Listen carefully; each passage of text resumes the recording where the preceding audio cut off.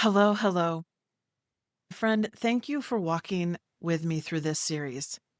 I'm Brenda Stott Tomlinson, and this is the final episode in the Grief and Growth series.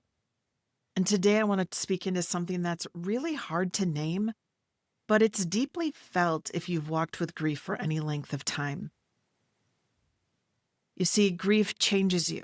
And yet, what I've also learned is that it also has the ability to reveal you.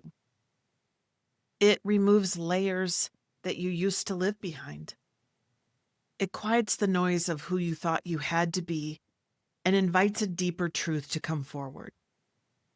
This episode is about that truth, about who you are now, about the version of you who's living more honestly with what's real. And there's this part of grief that's about letting go of who you thought you had to be.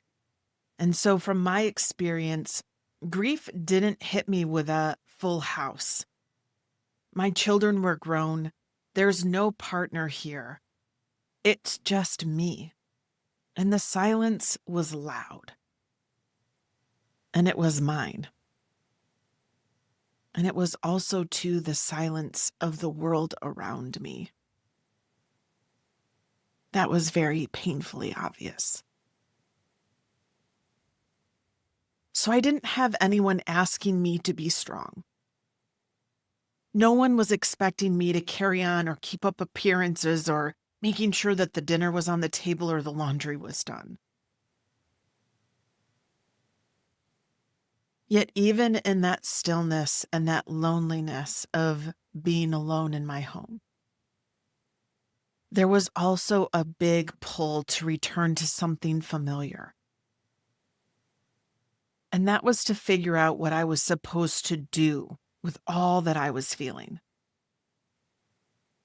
And what I realized very quickly was I couldn't go back, not because I didn't want to, but because I had changed.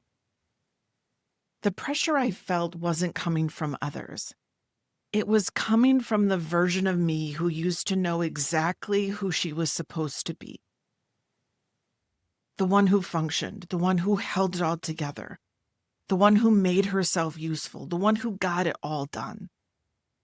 And I no longer had the energy or the willingness to keep playing those roles.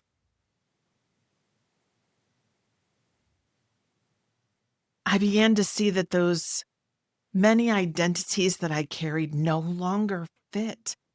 They were no longer my truth anymore. Those identities of the one who avoided conflict to keep the peace, the one who overextended, who overgave to feel worthy, the one who stayed busy and distracted herself so she wouldn't have to feel.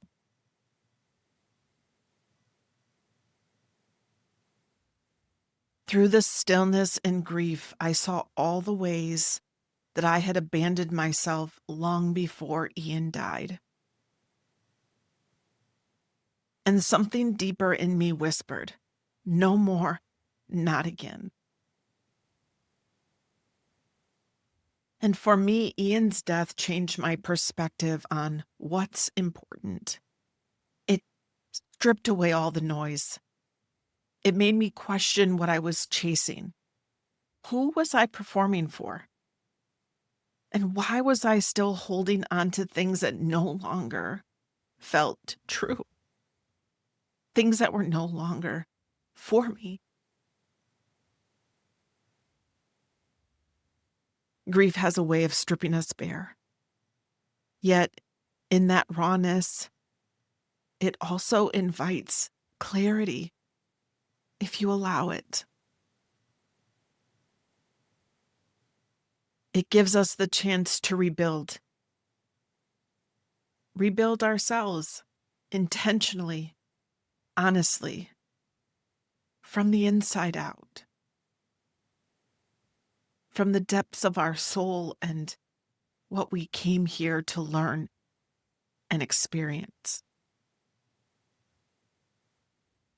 So for me, that meant slowly choosing to live in alignment with who I really am, revealing who I've always been underneath it all, layer by layer, little by little. And this wasn't to escape the grief, friend, because grief just comes. It's just there, always running in the background.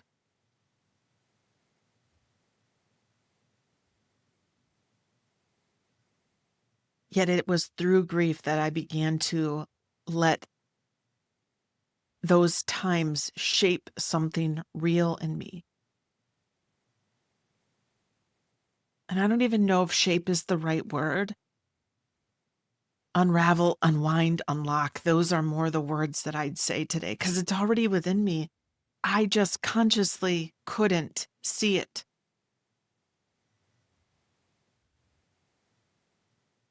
So for me, grief wasn't a reinvention of myself. It was really a reclamation of who I am and who I came to be, and choosing to lean in to live that purpose, live that truth. So, who are you now?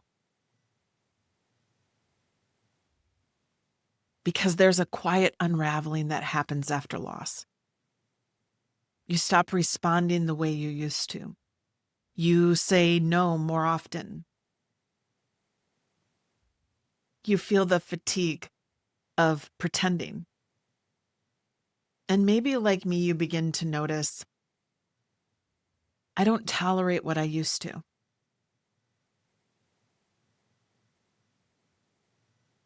I don't wear the mask. I'm not pretending anymore.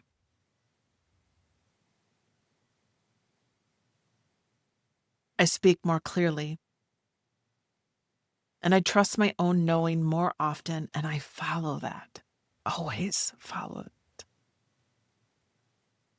Friend, this isn't about forcing yourself to become someone new. It's about remembering who you've always been and what you came here to do, and learning to live more honestly with that truth. And now you may have moments where you feel like you're in between, no longer who you were, but not yet sure who you are. And that's okay. That in between space is so rich. It's fertile ground. It's honest. It's part of the great unraveling, where healing happens, where awareness expands, where your soul speaks and your path becomes more clear. You don't have to have the perfect answer. You just need to honor what's true for you right now. And this is where mind, body, soul mastery comes in for me. It's not a concept. It's really, truly how I live. My mind became a place where now I observe instead of automatically obeying and believing everything that comes in. I observe, I notice, I question with curiosity. I catch the stories that once told me I had to perform or prove. And my body has become my compass. I listen to her cues. I move slower. I rest when I need to. I no longer override my needs to keep up with someone else's pace. And more than that, I'm helping my body unravel the trauma it's been holding. And it's not just the shock of Ian's death, but it's a lifetime of suppressed emotions, unspoken truths, and years of soldiering through.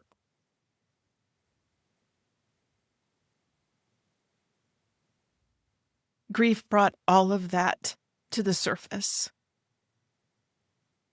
And my healing now includes honoring what my body has carried, often silently, for far too long.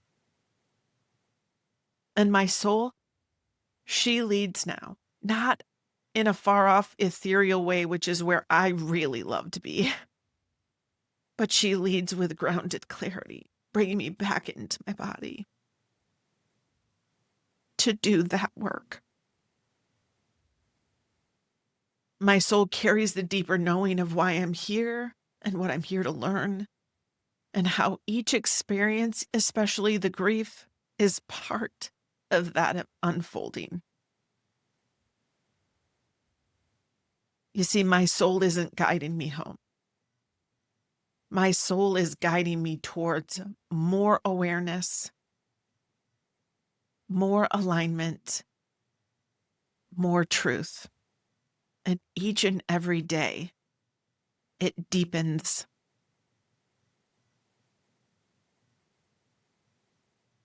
My soul is guiding me towards the reason I chose this lifetime, why I chose to come and do what my soul's purpose is.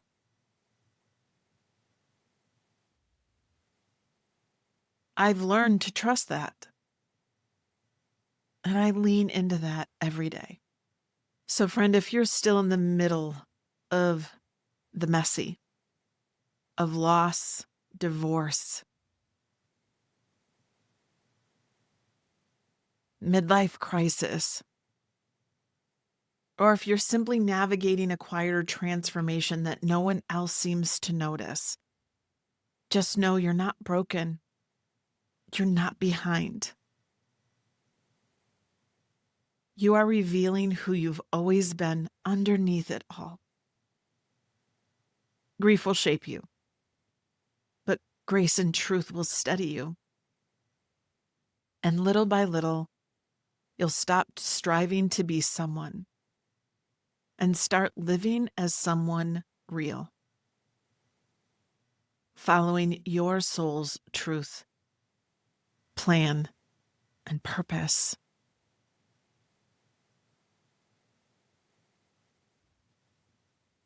If something in my words stirred something within you, I invite you to pause. Let it land.